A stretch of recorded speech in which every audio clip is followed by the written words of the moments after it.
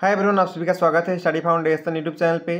TET cum recruitment test exam के लिए आज का पेडागोजी क्लास के अंदर हम लोग एजुकेशन साइकोलॉजी का क्लास को शुरू करेंगे। इससे पहले का क्लास का लिंक आप सभी को डिस्क्रिप्शन बॉक्स में मिल जाएगा, जिसके अंदर टीचिंग लर्निंग प्रोसेस के बारे में हम लोग डिटेल में डिस्कस किए। लगभग 4 घंटा प्लस आप सभी को क्लास का लिंक मिलेगा। और आज क्लास नंबर 19 है। इस क्लास के अंदर हम लोग एजुकेशन साइकोलॉजी के बारे में डिस्कस करेंगे। तो चलिए वीडियो को शुरू करते हैं। सबसे पहले साइकोलॉजी का मतलब क्या होता है जानते हैं। साइकोलॉजी वर्ड जो है 2 ग्रीक वर्ड से बना है। साइको इसका मतलब होता है सोल, लोगोस का मतलब होता है साइंस।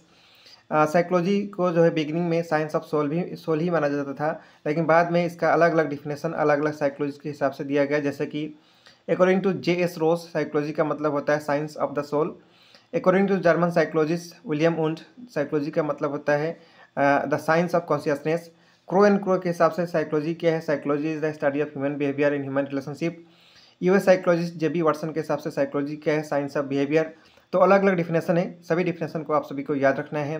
विलियम वुंड को कहा जाता है फादर ऑफ साइकोलॉजी, ये भी याद रखना है। इसके बाद नेक्स्ट हम लोग मीनिंग ऑफ एजुकेशन साइकोलॉजी के बारे में जानेंगे। Education psychology is a systematic study of behaviour of individual. Education psychology जो है एक systematic study of behaviour individual का बिहेवियर का स्टडी को कहा जाता है with in the education setting, जो कि एजुकेशनल सेटिंग के अंदर स्टडी किया जाता है। It is the study of educational growth and development. ये जो है ग्रोथ एंड डेवलपमेंट का स्टडी को भी एजुकेशन साइकोलॉजी कहा जाता है। इसका भी अलग अलग डिफिनेशन है, आइए वन बाय वन जानते हैं। स्क्रीनर के हिसाब से एजुकेशन साइकोलॉजी एक ब्रांच ऑफ साइकोलॉजी है जो डील करता है टीचिंग एंड लर्निंग के बारे में, ठीक है।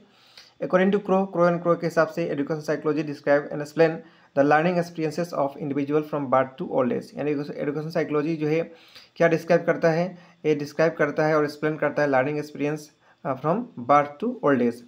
स्टेफन के हिसाब से एजुकेशन साइकोलॉजी एक systematic study of educational growth and development of a child को कहा जाता है। पिल E.A. के हिसाब से एजुकेशन साइकोलॉजी क्या है, education psychology is the science of education, ठीक है।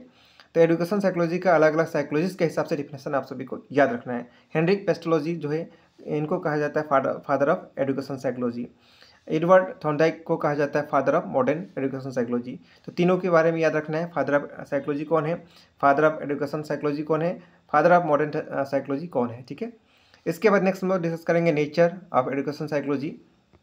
The nature of education psychology is as follow. Education psychology का अलग अलग नेचर है। सबसे पहला नेचर है एक अप्लाइड साइंस है। Education psychology is an applied science. Education psychology एक अप्लाइड साइंस है। It apply the psychological principle in the field of education. It applied to the study the behaviour of the learner in educational situation. Next nature है social science. Education psychology is a social science as it study human beings and their adjustment in the society. Education psychology का next nature है education psychology एक positive science है। Education psychology is a science in the sense that it uses all the method of science for data collection, analysis and interpretation of data. Education psychology एक science है, positive science है, क्योंकि इसके अंदर जो है अलग अलग मेथड जो है डाटा कलेक्शन के लिए, एनालिसिस या इंटरप्रिटेशन ऑफ डाटा के लिए यूज़ किया जाता है। Education psychology aims at understanding, predicting, controlling human behaviour in systematic way. Education psychology का उद्देश्य होता है कि अंडरस्टैंड करना, प्रिडिक्ट करना या कंट्रोल करना ह्यूमन बिहेवियर का सिस्टमेटिक वे में। As it employs all the method of science it is called positive science. इसके अंदर सभी मेथड जो है साइंस का जो होता है उसका यूज़ किया जाता है, इसीलिए इसको कहा जाता है पॉजिटिव साइंस। नेक्स्ट एक ग्रोइंग साइंस है, यानी विकसित साइंस है। इसका नेक्स्ट एजुकेशन साइकोलॉजी का नेचर है। तो ये सब था नेचर के बारे में। इसके बाद नेक्स्ट हम लोग स्कोप डिस्कस करेंगे। एजुकेशन साइकोलॉजी का बहुत ब्रॉड स्कोप है, जैसे कि ह्यूमन बिहेवियर का स्टडी करने के लिए एजुकेशन साइकोलॉजी का यूज़ किया जाता है। It study human behaviour in educational context. Psychology is the study of behavior and education, aims at modification of behavior. Hence, the influence of education psychology has to be reflected in all aspects of education. Next scope है growth and development के लिए। growth and development जानने के लिए भी education psychology का बहुत ज़्यादा यूज़ होता है। लर्नर के बारे में जानने के लिए एजुकेशन साइकोलॉजी का बहुत यूज़ होता है। उसका कॉग्निटिव लेवल, किस प्रकार से उसका जो है इंडिविजुअल डिफरेंस को पहचाना जाए, उसका कैपेबिलिटी या इंटेलिजेंस लेवल को कैसे पहचाना जाए, वो सब के लिए एजुकेशन साइकोलॉजी का यूज़ होता है। लर्निंग एक्सपीरियंस को जानने के लिए भी एजुकेशन साइकोलॉजी का यूज़ होता है। लर्निंग प्रोसेस के अंदर भी एजुकेशन साइकोलॉजी का यूज़ होता है। लर्निंग सिचुएशन या इन्वायरमेंट को जानने के लिए भी एजुकेशन साइकोलॉजी का यूज़ होता है। इंडिविजुअल डिफरेंस जैसे कि अभी हमने बात किया, इसके लिए भी एजुकेशन साइकोलॉजी का यूज़ होता है। पर्सनैलिटी जानने के लिए या एडजस्टमेंट जानने के लिए, किस प्रकार से पर्सनैलिटी, किस व्यक्ति का पर्सनैलिटी कैसा है, कौन सा स्टूडेंट का जो है पर्सनैलिटी कैसा है, जिससे उसका ओवरऑल डेवलपमेंट हो सके, इसके लिए भी एजुकेशन साइकोलॉजी जो है इसका एक स्कोप है। टीचर्स के बारे में जानने के लिए भी एजुकेशन साइकोलॉजी का स्कोप है, ठीक है। गाइडेंस एंड काउंसलिंग के लिए भी एजुकेशन साइकोलॉजी का स्कोप है। गाइडेंस एंड काउंसलिंग बहुत ब्रॉड टॉपिक है, इसके बारे में अपकमिंग क्लास में हम लोग डिस्कस करेंगे, ठीक है। नेक्स्ट हम लोग जानेंगे application of education psychology, classroom में क्या क्या एप्लीकेशन है। To understand the child behaviour को जानने में एजुकेशन साइकोलॉजी का जो है एक एप्लीकेशन है, इसके अंदर एजुकेशन साइकोलॉजी का यूज़ किया जाता है। करिकुलम बनाने में इसका यूज़ किया जाता है। इंडिविजुअल डिफरेंस को जानने में, नेचर ऑफ क्लासरूम लर्निंग के अंदर यूज़ होता है। प्रॉब्लम ऑफ चिल्ड्रन को जानने में, selection of method and principle of learning के अंदर भी एजुकेशन साइकोलॉजी का यूज़ होता है। सॉल्विंग क्लासरूम क्लासरूम का प्रॉब्लम सॉल्व करने में इसका यूज़ होता है। Measurement of learning outcome, time table framing, use of innovation, guidance and counselling, ये सभी चीज़ के अंदर एजुकेशन साइकोलॉजी का यूज़ होता है, ठीक है। How education psychology help teacher, इसके बारे में आप लोग पढ़ सकेंगे वीडियो को पॉज करके। इसको हम लोग अभी डिस्कस किए, वो एकदम पॉइंट वाइज यहाँ पे दिया है कि कैसे एजुकेशन साइकोलॉजी टीचर को हेल्प करता है, ठीक है। इसके बाद नेक्स्ट हम लोग प्रीवियस ईयर क्वेश्चन को डिस्कस करेंगे। सबसे पहला क्वेश्चन है, who is called father of psychology. Psychology का फादर किसको कहा जाता है? विलियम वुंड को कहा जाता है father of psychology. Right answer होगा option number C. Next question है, what is the primary focus of education psychology. Education psychology का प्राइमरी फोकस क्या है?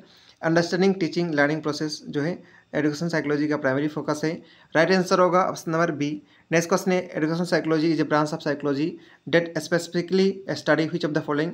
एजुकेशन साइकोलॉजी जो है साइकोलॉजी का ब्रांच है जो कि स्पेसिफिकली को क्या स्टडी करता है, ये जो है human behaviour in learning environment को स्टडी करता है, इसीलिए राइट आंसर होगा ऑप्शन नंबर बी। इसके बाद नेक्स्ट क्वेश्चन है, which of the following is a key area of study within education psychology. Education psychology के अंदर की एरिया क्या है स्टडी करने के लिए? Motivation, learning process and instructional studies जो है की एरिया है, तो राइट आंसर होगा ऑप्शन नंबर सी। इसके बाद नेक्स्ट क्वेश्चन है, which of this is a major purpose of education psychology. Education psychology के इनमें से कौन सा मेजर पर्पज है? To apply psychological principle to improve teaching and learning जो है एजुकेशन साइकोलॉजी का मेजर पर्पजेज है, तो राइट आंसर होगा ऑप्शन नंबर बी। इसके बाद नेक्स्ट क्वेश्चन है, knowledge of education psychology help teacher in. Education psychology का नॉलेज जो है टीचर को किसके अंदर हेल्प करेगा? ऑब्टेनिंग बीएड डिग्री नहीं करेगा। It is ethical to have knowledge of education psychology, ये भी उतना अच्छा ऑप्शन नहीं है। Improving social emotional climate of the class जो है सबसे बेस्ट आंसर होगा। एजुकेशन साइकोलॉजी का नॉलेज जो है टीचर को सोशल इमोशनल क्लाइमेट को डील करने में मदद करेगा, इसलिए राइट आंसर होगा ऑप्शन नंबर सी। इसके बाद नेक्स्ट क्वेश्चन है, एजुकेशन साइकोलॉजी एम्स टू।